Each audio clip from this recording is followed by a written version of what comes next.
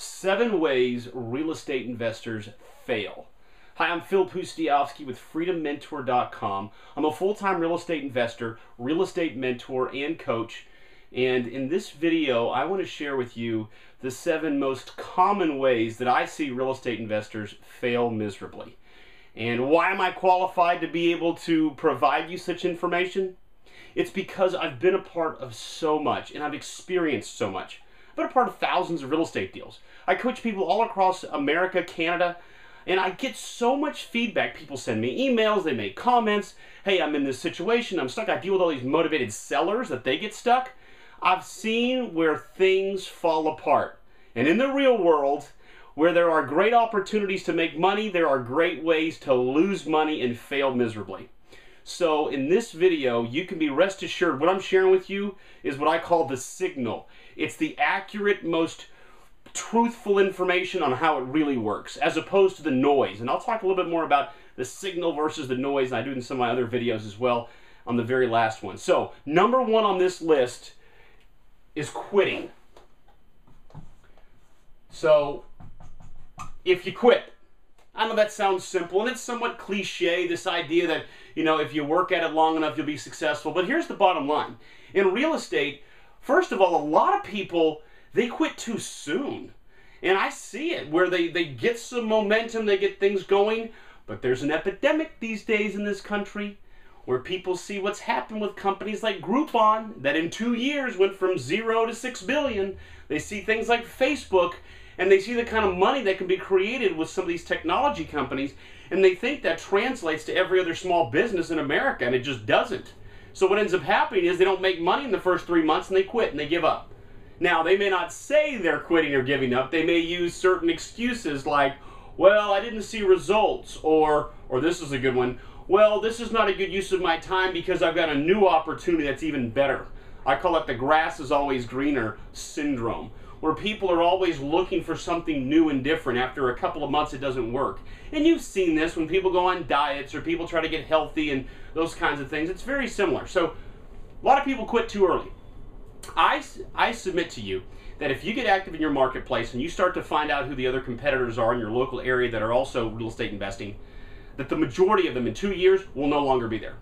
In 5 years, you'll probably be the only one if you're still sticking it out. And hopefully you're extremely successful.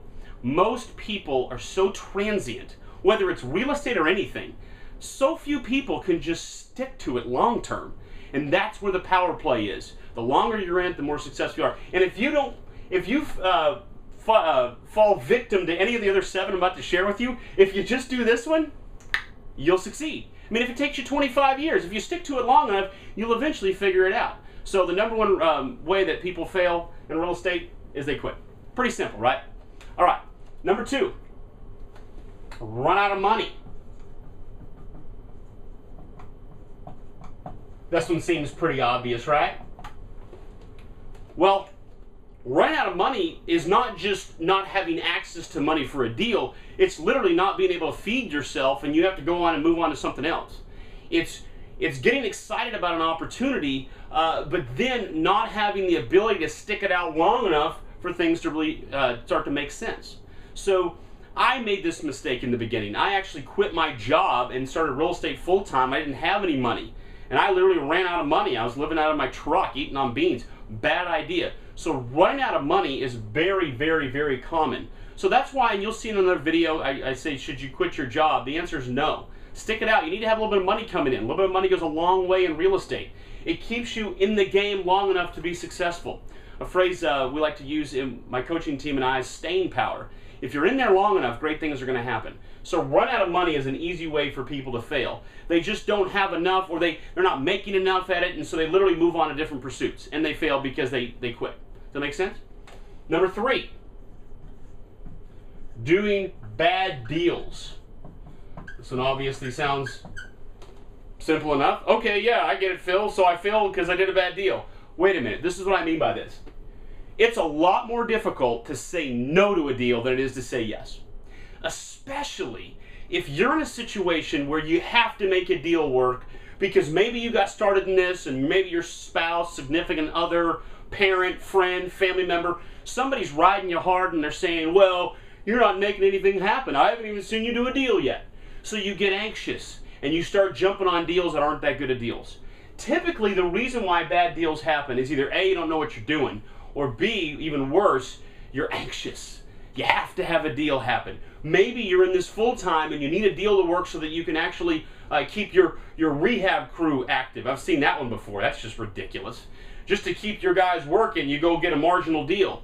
So simple for people to take on a marginal deal. What takes real discipline is being able to say no, especially when the deal is kind of close. And if you're really active and maybe you've got some competitors in the area and maybe you're looking at a deal and some other competitors are, I've seen where people bid up just to compete and beat their competitors. Stupid. Every deal has to stand on its own 2 feet. So doing bad deals, very, very easy way to fail and fail miserably. Another one, bad partnership.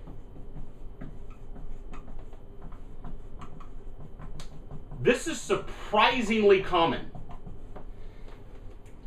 There are some wonderful benefits of being in a partnership or a partnership-like arrangement where you've got more than one party involved in the deal and they both bring tremendous amounts of value.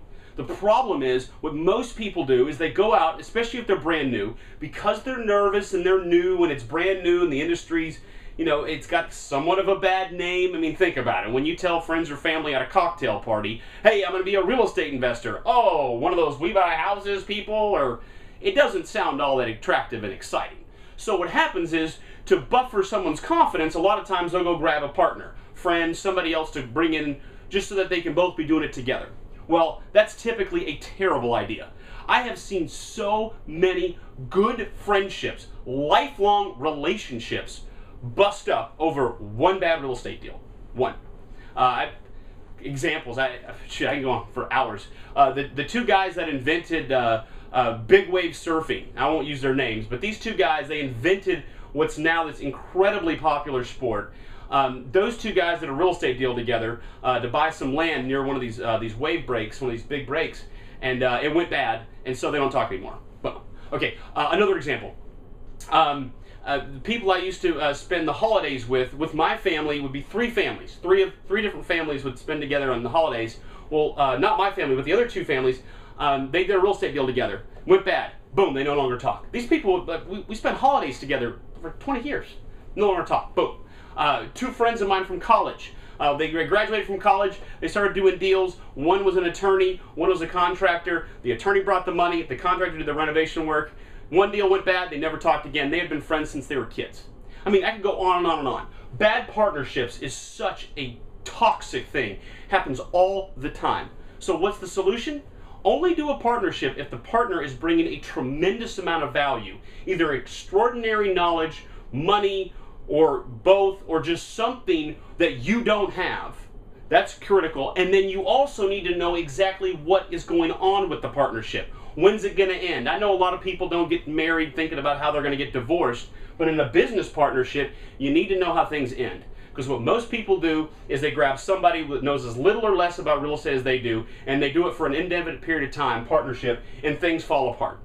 This happens so common, I can't even tell you. And it's probably happening to you right now, some of you watching, and I'm sorry. But now you just learned, bad idea. Okay, and I'm not laughing at you. I'm simply making light of the fact that this is a very serious situation that you may be going through. Okay, so you quit, run out of money, you do bad deals, bad partnership. Oh, but there's more. I call it bigger and better things. And better, I'll say bigger and better deals.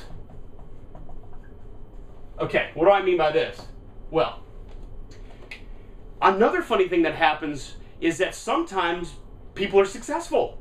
And then they go, well, if I'm successful at this, I can do bigger deals, and I can do bigger deals. And so what they do is they leave their bread and butter that's making great money, and that's killing it, and doing terrific, and they go off and they try bigger and better deals, and they go into something that they know little or nothing about, and then they end up, the whole thing falls apart. I can tell you all kinds of business stories, both real estate and in just the business world, where somebody has a cash cow, something that's extremely successful, but they get bored with it, or whatever, and they want to do something even bigger, and they go on to that and they lose everything. And you may know somebody that's gone through. So there's a phrase that that's been used in some business books called stick to your knitting. Stick to your knitting, where you stick to what's working. As you notice, I stick to my knitting. I practice what I preach. I'm in residential real estate. I am doing the simple single-family home, condo, a duplex, triplex, quad, simple residential stuff I've been doing for years and years and years and years. And people ask me all the time, Phil, do you do these big commercial deals now? No, I stick to my knitting because I know what brings in the dough. All right, here's an interesting one. You get lucky. And this is going to follow up with the last one too. This can be very toxic. Because what can happen is you can do your first deal and make a killing.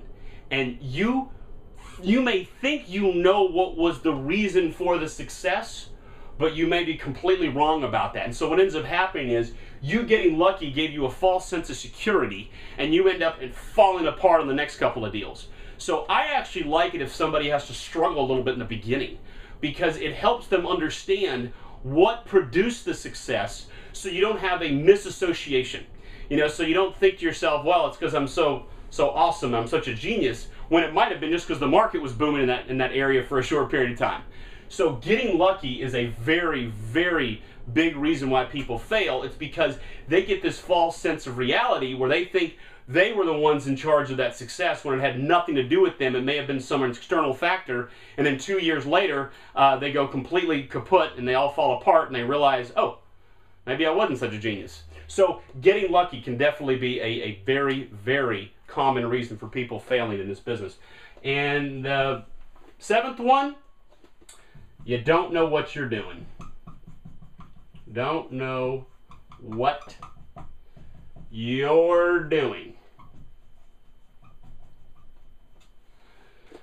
Okay, if you are just getting started in real estate, hopefully you are trying to amass some level of education. But you have a problem. You actually have two problems. The first problem is this. You may have difficulty with intelligence absorption. What does that mean? That means the ability for you to retain the information you're learning. In fact, what happens to a lot of people is as they distance themselves away from school year after year after year, they put their brain on autopilot in a lot of ways, and their brain doesn't get exercised. The brain is like a muscle, and the more you use it, the better it gets, the stronger it gets, the better it gets at being quick, at absorbing things. It also has to do with your diet, your exercise. All sorts of things play a role in your ability to absorb information, especially intelligent information, the stuff that's going to make you productive in life. And so the first problem is, even if you have access to good information, if you've ever been in a situation where you feel like people have to tell you something 30 times for it to stick in that brain, it means you got to start exercising this thing some more. Now, outside of having a legitimate medical issue, the biggest thing you can do is exercise your brain by using it. And that will make a big difference. So intelligent absorption, but you have another even bigger problem. What is signal, which is truth, and what is the noise? What's going to lead you astray?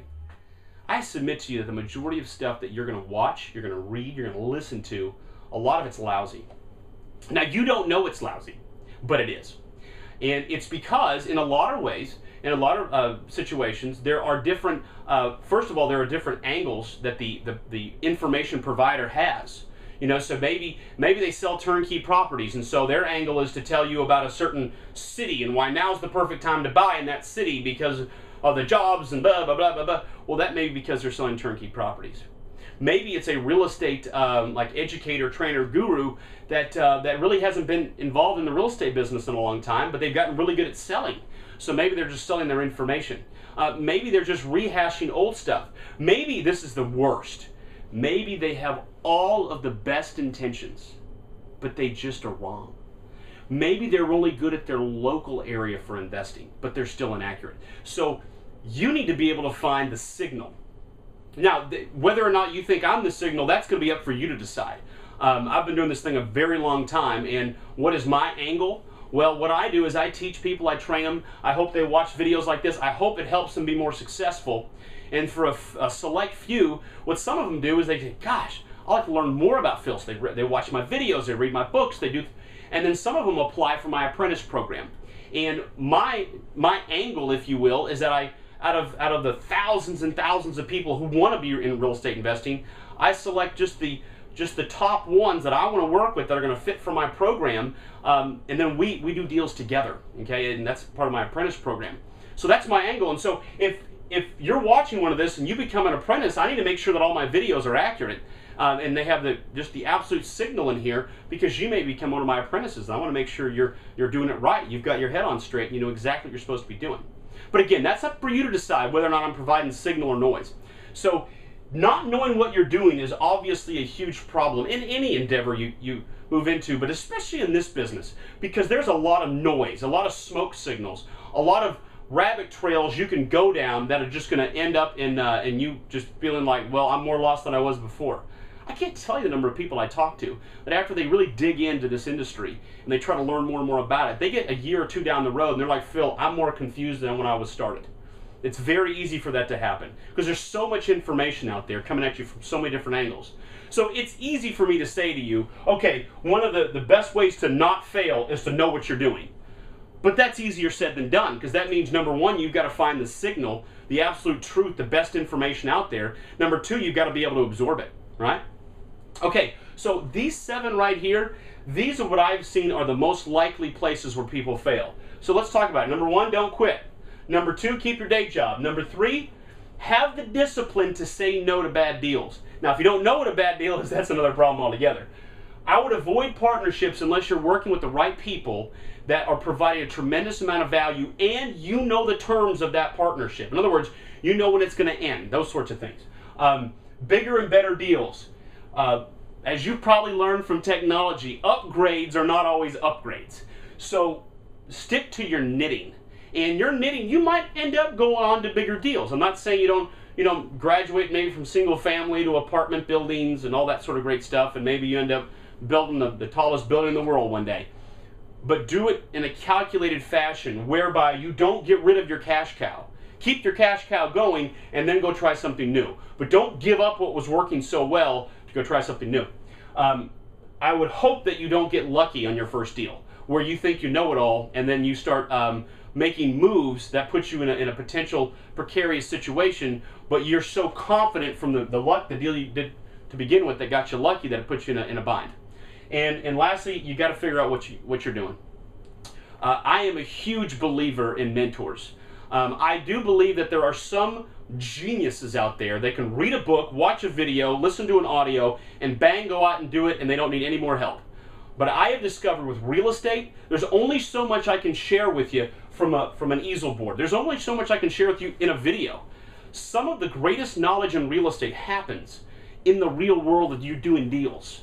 And so I discovered that I couldn't move forward and become successful without a mentor.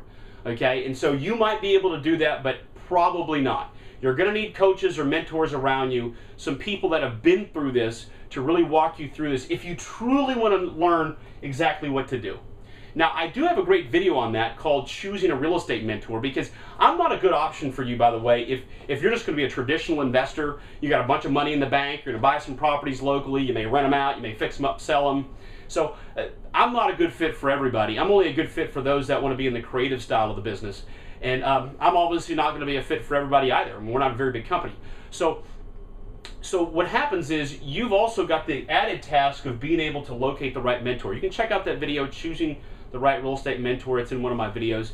And I've got some other great videos that kind of go into more depth on these subject matters. I got a great video called The Worst Way to Invest in Real Estate, which if you look at the comments, you hear all these stories of terrible deals that people did. So that teaches you some bad deals not to do. All right, well, I'm Phil Pustiowski with freedommentor.com, and I really appreciate you watching this video. If you like what you hear, if you have some comments to make, some questions, you can submit that below here in the comments section. I try the best I can to carve out a little bit of time in my schedule each week to answer YouTube questions. You can also grab my book, How to Be a Real Estate Investor, on Amazon. That'll give you a whole lot of signal on this business. And if you really are interested in potentially working with us, head over to my website, freedommentor.com, and apply to the apprentice program. And we'd love to speak with you. We go through an interview process and all that sort of stuff. And please don't take it personal if we don't accept you, because the majority of people that do apply, we are unable to work with, either because of location, maybe we've got some other people there. myriad of reasons. All right, well, thank you so much for watching, and happy investing.